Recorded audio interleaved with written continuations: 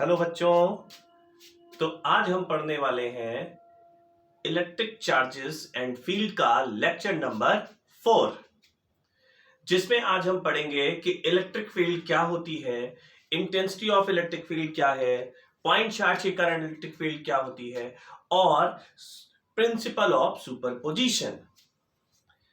तो बच्चों चलो शुरू करते हैं lecture number 4। So my name is Astik Sahu and this is your channel physics के मास्टर। तो चलिए शुरू करते हैं। तो बच्चों सबसे पहला टॉपिक हमारा है इलेक्ट्रिक फील्ड।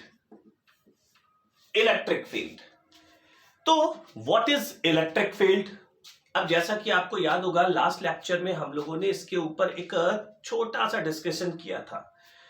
आपको याद होगा ग्रेविटेशनल फील्ड के बारे में हम लोगों ने बात करी थी कि ग्रेविटेशनल फील्ड हम कैसे पता करते थे कि अर्थ की ग्रेविटेशनल फील्ड है। भाई कोई भी बॉडी अर्थ की ओर अट्रैक्ट होती थी और सेंटर की ओर ठीक फ्रीली फॉर्म में फॉल होती थी, तो हम कहते थे हाँ यहां पर एक फील्ड है जिसे हम ग्रेविटेशनल फील्ड कह रहे थे।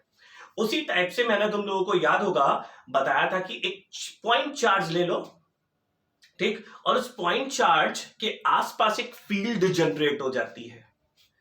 और अगर हमें पता करना होगा कि भाई आसपास कोई फील्ड है या नहीं, तो इसके लिए हम क्या करते थे, दूसरा चार्ज लेकर आते थे।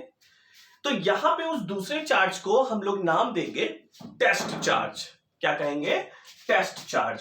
तो यहां पर हम जो चार्ज लेंगे उसे नाम देंगे टेस्ट चार्ज Q0।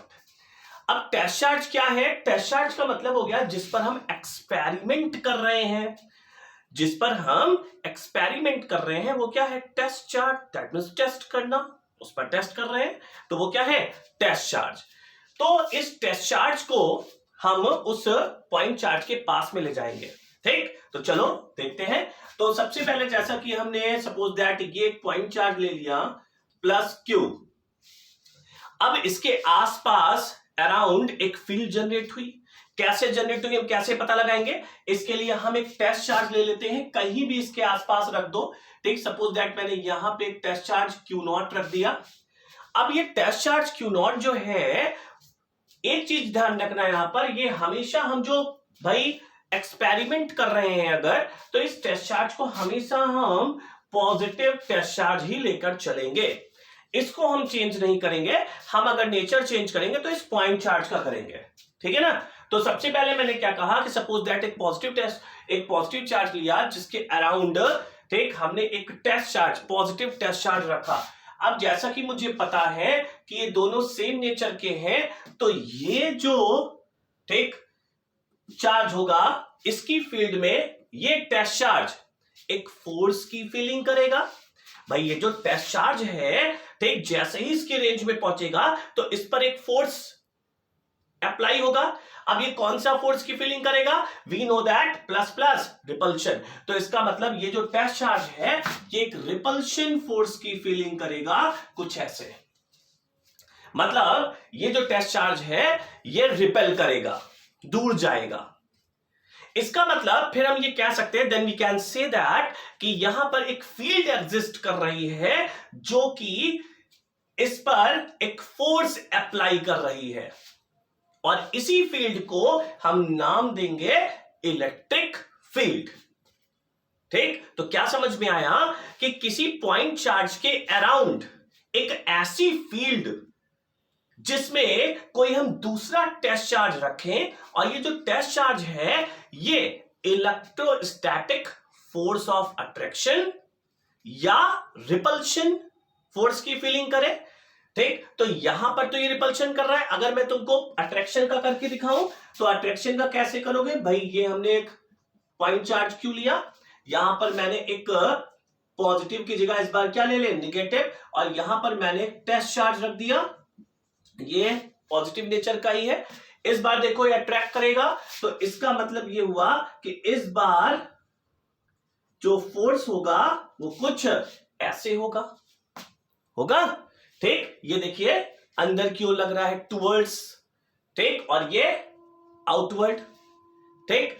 तो इसका मतलब क्या हुआ कि इलेक्ट्रिक फील्ड हमें यह समझ में आ गई कि किसी भी पॉइंट चार्ज के अराउंड एक ऐसी फील्ड जिसमें कोई दूसरा चार्ज अट्रैक्शन या रिपल्शन फोर्स की एक्सपीरियंस करता है is called electric field.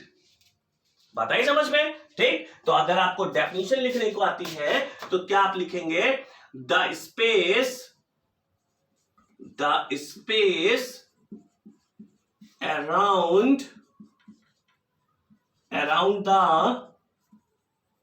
around the charge q in which another charge q naught experience electrostatics force of attraction और रिपल्शन।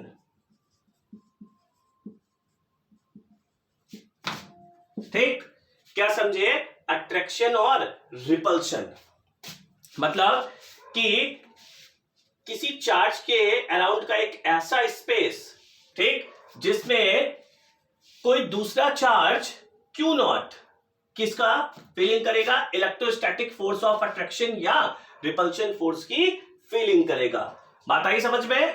ठीक, तो ये तुम्हारा हो गया इलेक्ट्रिक फील्ड की डेफिनेशन। ठीक, अच्छा एक चीज और, मोस्ट इंपॉर्टेंट चीज, क्या हमें बच्चों यहां पर एक चीज देखने को मिल रही है, क्या कि अगर हम यहां पर ये देखें, मैं तुमसे कहूं इलेक्ट्रिक फील्ड तो आ गई, अब इलेक्ट्रिक फील्ड की डायरेक्शन क्या होगी? हम कैसे पता करें इलेक्ट्रिक फील्ड की डायरेक्शन क्या होगी? तो इलेक्ट्रिक फील्ड की डायरेक्शन हम कैसे निकालेंगे बच्चों कि जो फोर्स की डायरेक्शन होगी उसी डायरेक्शन में इलेक्ट्रिक फील्ड की भी डायरेक्शन होगी। That means the direction of electric field is same as direction of force. तो मेरे को यहां पर क्या बात समझ में आई? मेरे को यहां पर यह बात समझ में आई कि अगर प्लस क्यू चार्ज होगा तो इलेक्ट्रिक फील्ड की डायरेक्शन जो है वो फोर्स की डायरेक्शन में होगी। दैट मीन्स आउटवर्ड होगी। देखिए फोर्स की डायरेक्शन ये है तो ये भी हमने क्या बताया, सेम होगी, तो आउटवर्ड हो रही है। और इस पे आ जाओ, इसमें फोर्स अंदर की ओर लग रहा है, इसका मतलब इलेक्ट्रिक फील्ड की डायरेक्शन भी ठीक इस बार माइनस क्यू की ओर होगी। That means toward. यहां देखो अवे, यहां toward.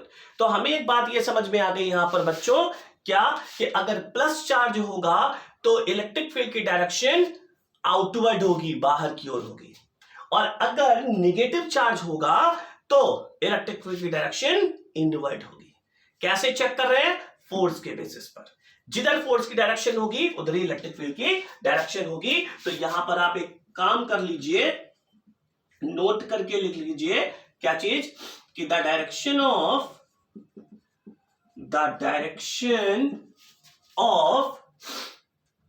Electric field is same as direction of force। बात आई समझ में? इलेक्ट्रिक फील्ड की डायरेक्शन जो होगी वो फोर्स की डायरेक्शन के सेम होगी। सही है?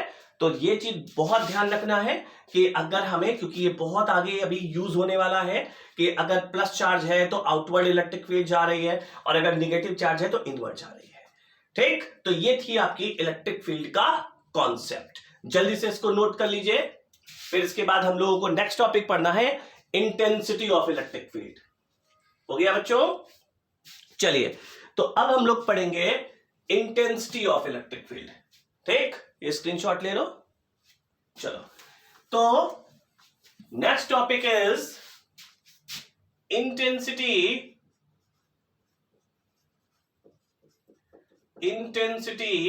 Of electric field. अब इंटेंसिटी ऑफ इलेक्ट्रिक फील्ड क्या होती है? What is intensity of electric field? इसे हम एक नाम और देते हैं, स्ट्रेंथ ऑफ इलेक्ट्रिक फील्ड। क्या चीज? स्ट्रेंथ ऑफ इलेक्ट्रिक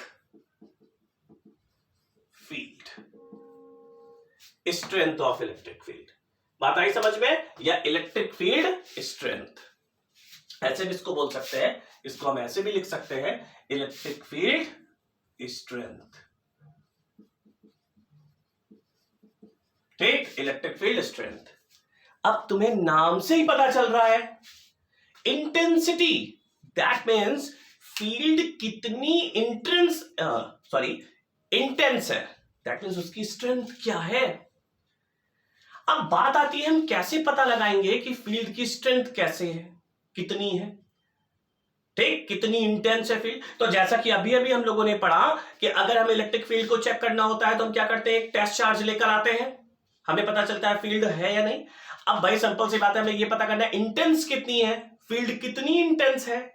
तो भाई सिंपल सी बात है ना कि जो टेस्ट चार्ज हम लेकर आ रहे हैं, अगर ये टेस्ट चार्ज तेजी से रिपल कर रहा है या तेजी से अट्रैक्ट कर रहा है तो हम ये कहेंगे फील्ड बहुत इंटेंस है भैया, बहुत ज्यादा है फील्ड।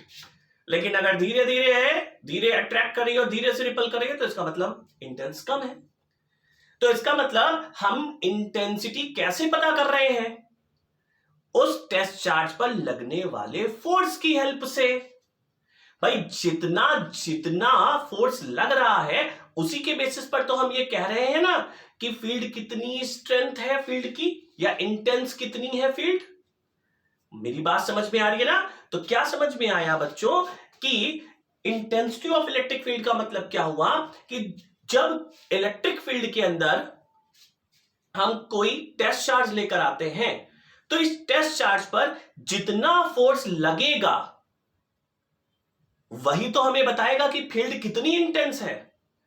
भाई हम कहीं गए, ठीक, और हमें कोई तेजी से अट्रैक्ट कर रहा है तो फील्ड बहुत इंटेंस, ठीक, या रिपेल कर रहा है फील्ड बहुत इंटेंस, तेजी से कर रहा है, ठीक, धीरे धीरे कर रहा है तो फील्ड कम इंटेंस। तो कैसे पता चल रहा है? लगने वाले फोर्स की हेल्प से। बात आ गई ना समझ में? तो इसका मतलब कि इंटेंसिटी ऑफ इलेक्ट्रिक फील्ड की अगर मैं बात करूं तो ई से रिप्रेजेंट करें, हम करेंगे इसको वेक्टर ई से, ठीक, और इसकी डेफिनेशन क्या हो जाएगी, vector F upon Q not. अब ये खुद आप लिख लीजिएगा, कुछ नहीं लिखना है, सिंपल सी बात कि intensity of electric field is defined as the, ठीक, क्या चीज कि इलेक्ट्रिक फील्ड के अंदर किसी भी पॉइंट पर जो टेस्ट चार्ज आपने रखा है उस पर लगने वाले फोर्स के क्या है, ये इक्वल है। That means intensity of electric field किसके इक्वल है, किसी पॉइंट पर टेस्ट चार्ज पर लगने वाले फोर्स के इक्वल होगी। तो ये आपका हो गया फॉर्मूला। अब सिंपल सी बात है कि ये क्या है, वेक्टर क्वांटिटी है, वेक्टर क्वांटिटी है, ठीक। इसकी यूनिट की बात कर लेते हैं, तो यूनिट क्या हो जाएगी बच्चों, यूनिट सिंपल सी बात, फोर्स की न्यूटन और चार्ज की कूलम, ठीक। तो न्यूटन पर कूलम, सही है। Dimension, dimensional formula, dimensional formula कैसे निकालते हो, तुम लोगों ने 11th में पढ़ा होगा, नहीं? अरे बहुत ही कठिन कार्य था, है ना? डायमेंशन निकालना बहुत बहुत टफ था, है ना? कुछ नहीं टफ था, ठीक। क्या था, सिंपल सी बात, बस हमें ऊपर की 3-4 डायमेंशंस याद करनी होती थी, अपने आप हम निकालते चले जाते। डायमेंशन क्या फॉर्मूला याद है, अपने आप निकल आता था। तो आपको याद होगा कि अगर मैं फोर्स की बात करूं, ठीक, तो फोर्स की डायमेंशन क्या होती है, mlt-2, क्या होती है, mlt-2। अब कूलम, दैट मींस चार्ज की डायमेंशन कैसे निकाली जाए, तुम्हें 10th में फॉर्मूला पता था, I is equal to Q upon T, the rate of change of charge is called current। तो Q is equal to I into T। और मैंने तुम्हें एक लेक्चर में बता रखा है क्या चीज, कि I की डायमेंशन को हम A से रिप्रेजेंट करते हैं, ठीक, और T की कैपिटल T हो गया। इसका मतलब अपॉन में क्या हो गया, अपॉन में क्या हो गया, टी ए, सही है। अब इसको ऊपर भेज दीजिए, इसको ऊपर भेज दीजिए, कितना हो जाएगा, कितना हो जाएगा, ऊपर भेजो तो m l t की पावर -1 ऊपर जाकर t की power -3 a -1. That means this is dimension of intensity of electric field. बात आ गई समझ में? तो ये तुम्हारा क्या है, क्या हो गया, इंटेंसिटी ऑफ इलेक्ट्रिक फील्ड का यूनिट डायमेंशन. ठीक, बात आ गई समझ में? जल्दी से इसको लिख लीजिए. लिख लिया? चलिए अच्छा. अब बच्चों नेक्स्ट टॉपिक हमारा क्या है कि इंटेंसिटी ऑफ इलेक्ट्रिक फील्ड हमें निकालना है पॉइंट चार्ज के थ्रू. मतलब किसी पॉइंट चार्ज के through intensity of electric field का फॉर्मूला निकालिए. फॉर्मूले का मतलब सर ये है तो फॉर्मूला, इसको सॉल्व करो. दैट मीन्स जो फोर्स है वो कितना फोर्स लग रहा है उसकी वैल्यू रखो. कुछ भी नहीं है. क्यों भाई? सिंपल सी बात है, तुमने फोर्स तो पढ़ रखा है कूलम्ब्स लॉ के बेसिस पर, तो कूलम्ब्स लॉ का भाई फोर्स लिखो, उठाकर इस फॉर्मूले में रख दो, आंसर आ गया. हो गया पॉइंट चार्ज. ठीक, चलिए तो जल्दी से हेडिंग डालिए. क्या? Intensity, electric field intensity due two point charge. Heading डालिए इलेक्ट्रिक फील्ड, यहां डाल लीजिए electric field intensity due two point charge. ठीक, जल्दी से डालिए electric field intensity due two point charge. अब क्या है ये? कुछ भी नहीं है भाई. देखो इधर सिंपल सी बात, लेट अस कंसीडर एक पॉइंट चार्ज है, सपोज दैट प्लस क्यू. ठीक, एक प्लस क्यू हमारा क्या है, पॉइंट चार्ज है. ठीक, यहां पर इस पॉइंट ओ पर सिचुएटेड है. ठीक, अब मेरे को क्या चाहिए, intensity of electric field E चाहिए. ठीक, और ई के लिए फॉर्मूला क्या होता है, एफ अपॉन क्यू नॉट. तो इसका मतलब मुझे फोर्स अप्लाई करना है. फोर्स किस पर अप्लाई होगा, किसी टेस्ट चार्ज पर. तो इसका मतलब हम मान लेते हैं कि एक टेस्ट चार्ज बच्चों है, ठीक, प्लस क्यू नॉट. किससे? इस प्लस क्यू से मान लेते हैं आर डिस्टेंस पे है. आर डिस्टेंस पे ये plus Q not test charge रखा है. सही है? ठीक, मान लेते हैं ये पॉइंट पी है जिस पर रखा है. तो ऑब्वियसली होगा क्या कि जैसे ही ये टेस्ट चार्ज क्यू नॉट इसकी रेंज में आएगा तो एक फोर्स का एक्सपीरियंस करेगा. और कौन सा फोर्स एक्सपीरियंस करेगा, फोर्स ऑफ रिपल्शन. ठीक, वेक्टर एफ करेगा और डायरेक्शन ऐसे होगी. सही है ना? डायरेक्शन किधर होगी, ये होगी. होगी ना? चलो अच्छा, मैं तुमसे ही पूछ लूं इलेक्ट्रिक फील्ड की डायरेक्शन बताओ. सिंपल सी बात है सर, यही तो होगी ना भैया, फोर्स की डायरेक्शन में ही तो होगी. अभी बताया ना, तो इधर ही तो होगी वो भी इलेक्ट्रिक फील्ड की डायरेक्शन. सही है ना? चलिए नेक्स्ट आगे बढ़ते हैं. अब सिंपल सी बात है, देन उस कंडीशन में जैसे तुमने टेस्ट चार्ज रखा, इस पर एक इलेक्ट्रोस्टैटिक फोर्स अप्लाई हो गया. अब इस इलेक्ट्रोस्टैटिक फोर्स का मैग्नीट्यूड क्या होता है, तो हम जानते हैं F इज इक्वल टू 1/4πε0. और एक बात और ध्यान रख देते हैं, चलो क्या कि मान लेते हैं कि ये जो हमने पॉइंट चार्ज लिया है ये एक डाइलेक्ट्रिक मीडियम में रखा है. पढ़ चुके हो तुम लोग, हम पढ़ा चुके हैं लेक्चर में. ठीक, डाइलेक्ट्रिक मीडियम, फिर से बोल दे रहा हूं, डाइलेक्ट्रिक मीडियम का मतलब होता है कि इंसुलेटर, दैट मीन्स वैक्स, ठीक, ग्लास, ऑयल, माइका, पेपर, ये सब क्या है, डाइलेक्ट्रिक मटेरियल्स है. तो मान लेते हैं कि हमने ये जो पॉइंट चार्ज रखा है ये एक डाइलेक्ट्रिक मीडियम में रखा है जिसका डाइलेक्ट्रिक कांस्टेंट K है. ठीक, याद है, डाइलेक्ट्रिक कांस्टेंट K है. तब फोर्स क्या होगा, 1/4πε0 K Q not upon R square.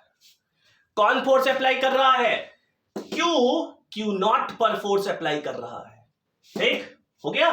अब intensity of electric field at point P.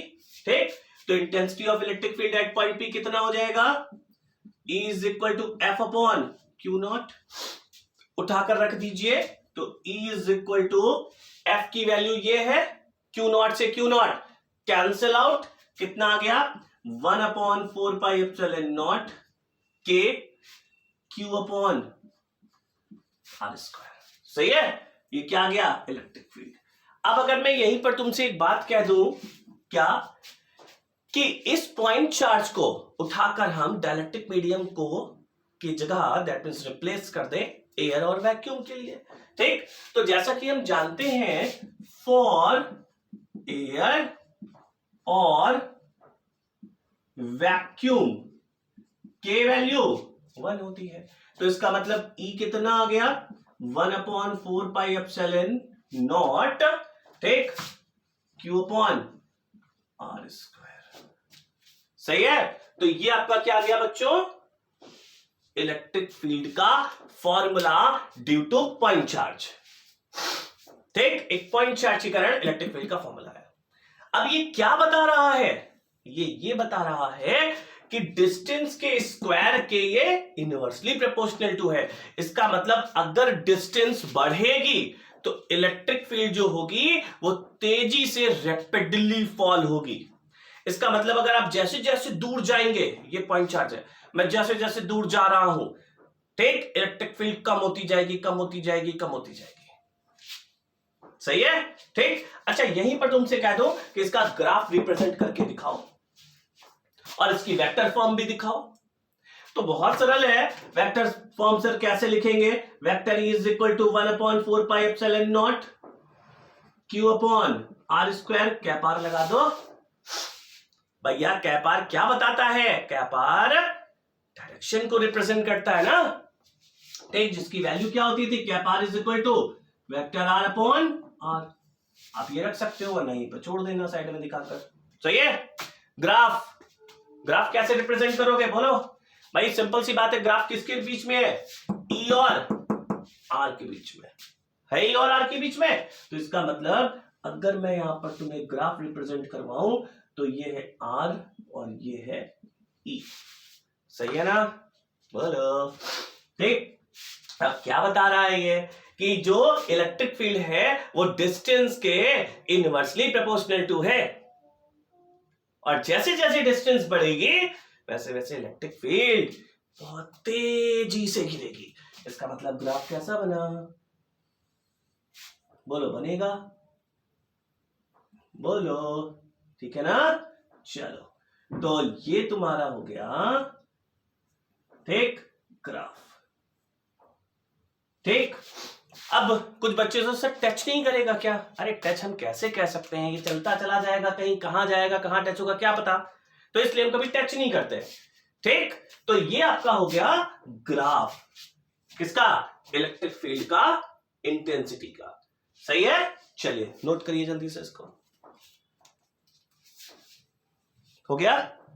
अच्छा, तो चलो जल्दी जल्दी बहुत तेजी में बच्चों नेक्स्ट टॉपिक पढ़ते हैं। क्या कि अगर मैं अब तुमसे कह दूं कि एक पॉइंट चार्ज की जगह तुम बहुत सारे पॉइंट चार्ज ले लो, दैट मींस एक ऐसा सिस्टम बना लो जो कि बहुत सारे पॉइंट चार्जेस से मिलकर बना है, तो फिर किसी पर्टिकुलर पॉइंट पर रिजल्टेंट इलेक्ट्रिक फील्ड निकालो, तो कैसे निकालोगे, ठीक। चलो, तो अब हम नेक्स्ट टॉपिक डालते हैं, क्या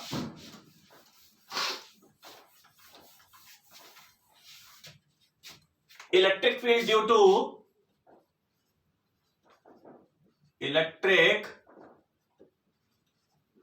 field due to group of point charges, due to group of point charges, ठीक। इसको हम एक नाम और देते हैं, प्रिंसिपल ऑफ सुपरपोजिशन, ठीक, प्रिंसिपल ऑफ सुपरपोजिशन, ठीक, सुपरपोजिशन।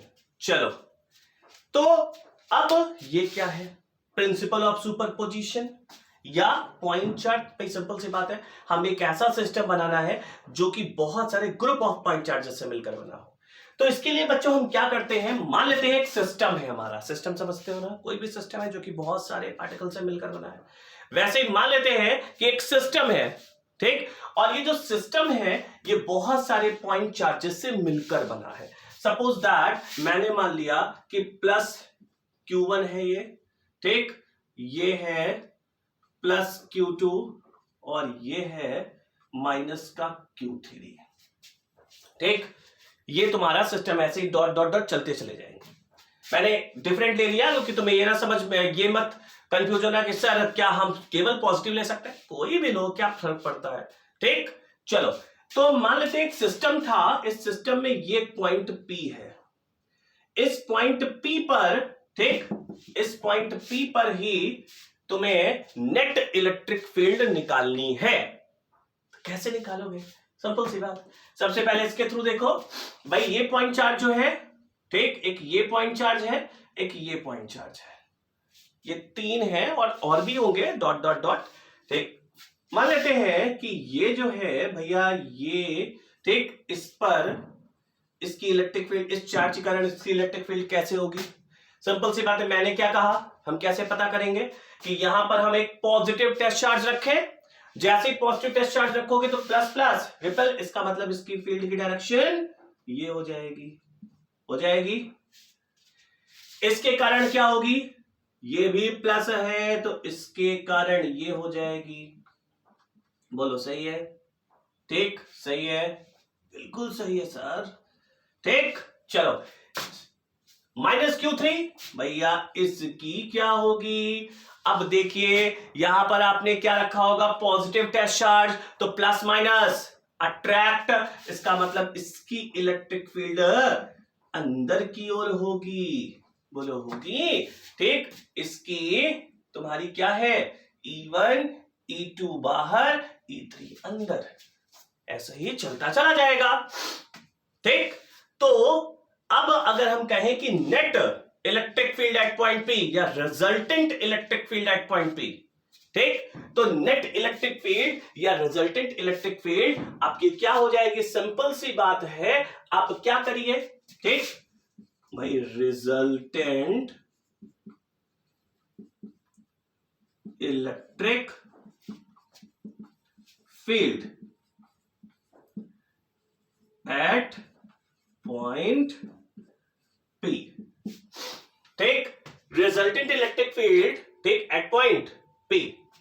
चलो तो कितना हो जाएगा, क्या करें हम भाई, सिंपल सी बात है ना कि भैया हमने सपोज दैट 3 या 4 जितने भी लिए हैं, इन सबका वेक्टर सम, इन सारी इलेक्ट्रिक फील्ड्स का वेक्टर सम जो होगा वो इस पॉइंट P पर नेट इलेक्ट्रिक फील्ड के बराबर होगा।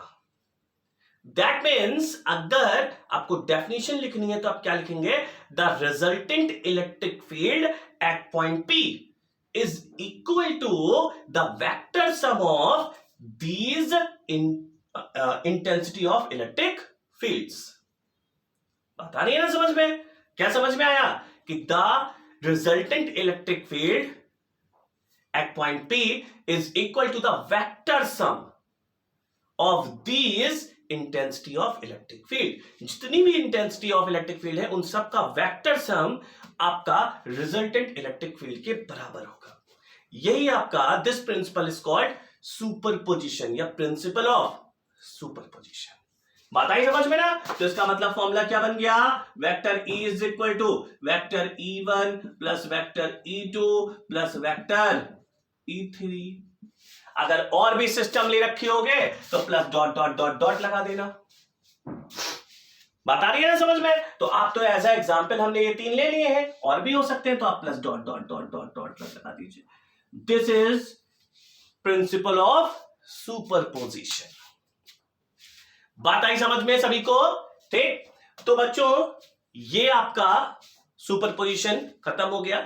अब हम लोगों को क्या पढ़ना है कि इलेक्ट्रिक लाइन ऑफ फोर्स।